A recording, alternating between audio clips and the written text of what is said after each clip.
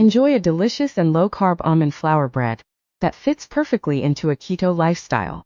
Let's gather our ingredients. 1 cup of almond flour, 2 tablespoons of coconut flour, a quarter cup of melted butter, 4 eggs, 1 teaspoon of baking powder, and a pinch of salt.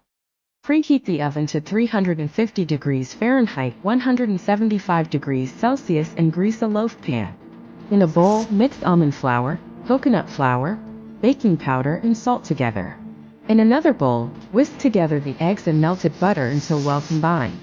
Now, combine the wet and dry ingredients until a batter forms. Pour the batter into the greased loaf pan and smooth the top with a spatula. Bake the bread in the preheated oven for 30 to 35 minutes. Check if done by inserting a toothpick. It should come out clean. Once baked, allow the bread to cool in the pan for a few minutes. Slice the bread once cooled and enjoy a delicious low-carb treat. Perfect for sandwiches or to enjoy on its own.